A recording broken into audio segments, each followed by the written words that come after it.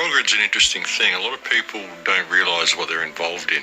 Just the simple fact of using credit cards, using smartphones, and all of this automated system is the problem. People don't realise what it is.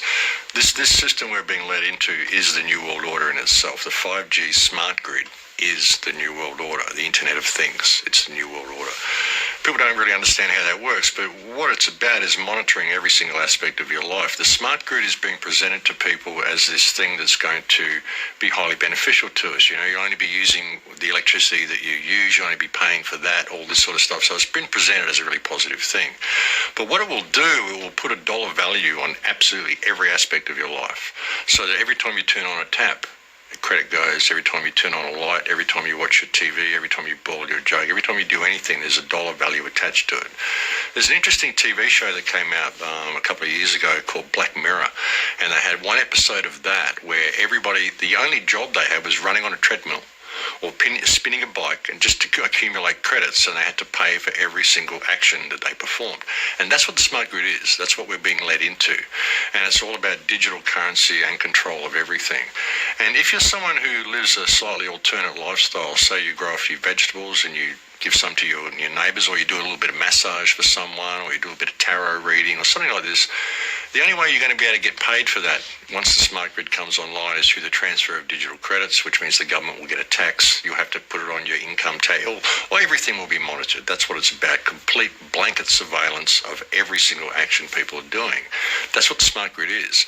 And it's being rolled out underneath everything else while we're arguing about all of these issues and being given all of these global conflicts and all of this theatre of politics to fight and squabble about. Underneath all of that is this smart grid. And it's rolling out very, very quickly.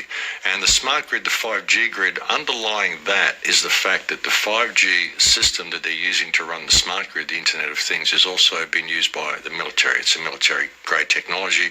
It's basically an active denial system. So the 5G grid not only will track everything you do, it can be used as a weapon. It can be used as a microwave cannon. It can be used to disable people, to track people. It can see through walls. You can see what you're carrying, whether you're carrying money, whether you're carrying a weapon, all of this sort of stuff. So it's very, very evasive. Plus it does all sorts of damage to us biologically. You know, it damages our cell structure, damages the cell structure of all food, changes the cell structure of everything that it comes into contact with. And the 5G system will be a blanket system, blanket wave of communication. You know, we've got situations now where you lose signal on your mobile phone if you move too far away from a tower. That won't happen with the 5G. It will be everywhere, right across the country, in rural areas, everywhere you'll be able to get perfect signal. So everyone's going to kind of welcome this, but they don't realise what it is. It's about everything talking to everything else and everything tracking everything else. And also with the smart grid, it turns virtually every smart appliance into a surveillance system. There's been a new law passed in Australia where police have just been given the permission to tune into smart devices and listen to what's going on in people's homes. They can tune into your refrigerator. A lot of people don't realise your smart fridge has a microphone. They can tune in and listen to the conversations you're having in your kitchen. So anybody who's targeted for any reason at all, if they've got suspicions about anybody, they can just tune in, listen to their devices, their mobile phones, their refrigerators, their televisions, turn their cameras on, watch them through the television, all the stuff that they're doing. This is what the smart grid is. And this is being rolled out underneath everything. And we've got so many people distracted on so many issues trying to address the government corruption and all of this stuff. They're not realising that this is all rolling out. And in another 3 or 4 to 5 years, they're just going to wake up and go, what happened? How did I suddenly find myself in this digital prison? Because that's what it is. That's virtually what it is. It's a digital prison, a digital control grid. And if you want to participate in this society, you're going to have to participate in the smart grid. So we need to look at what it is and what it's going to be used for, and realise that the technology that we've got, we could use for our benefit. You know, all of this stuff could be used in completely different ways, in completely different directions.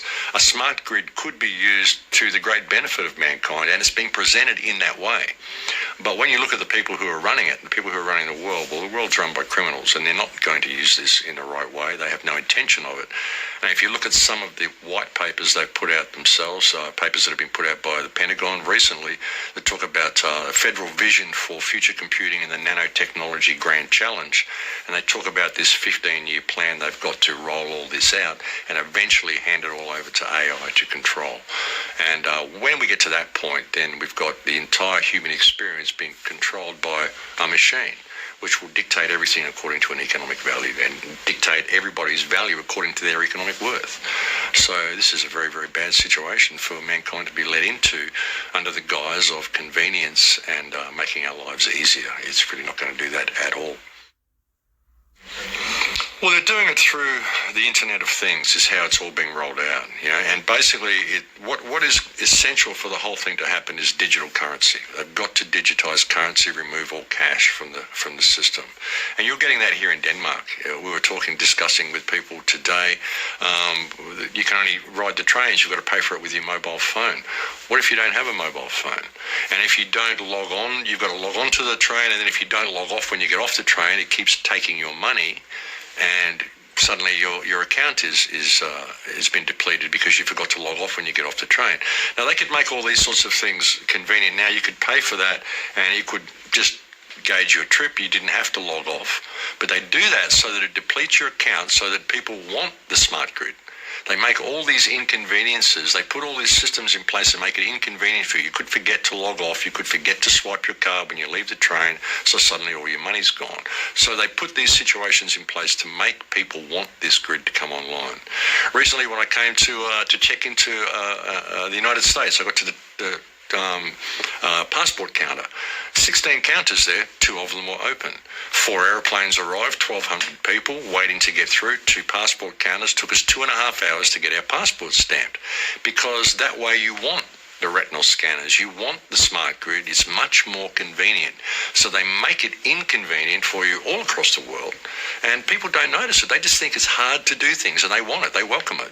And meanwhile, they're focused on all of these battles and all these theatres of politics and all this stuff that they think is the problem. Do they think they can address it? They think we can vote people in, vote people out, whatever, put a new figurehead up there that will do the right thing for us. But underneath it all is this grid. And that's how they're going to do it. They just make it very, very inconvenient for you not to participate in the smart system, and so much easier when you do. And so people welcome it. And that's the way it's going. A lot of people are going to welcome this smart system. A lot of people are going to welcome instant communication. They're going to see it as a way to free the world.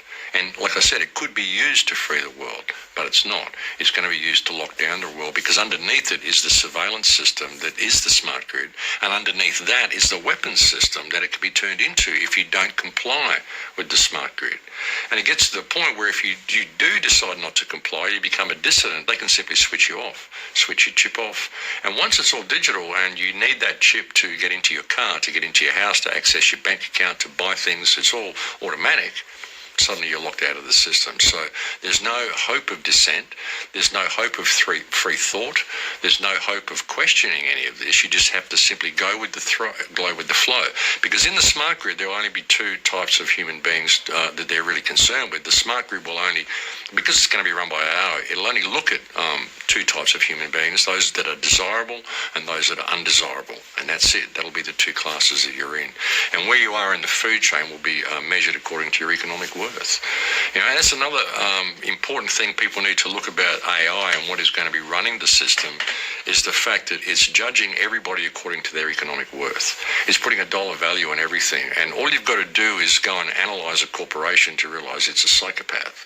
So when you've got a system that is putting an economic value on every human life and every human action, this is a psychopathic system that will discard people if they cannot pay for every action they perform. And life was never supposed to be like that. But, they'll just do it through the convenience and do it through making life so inconvenient for people if they don't participate. And they're doing it here, they're doing it everywhere.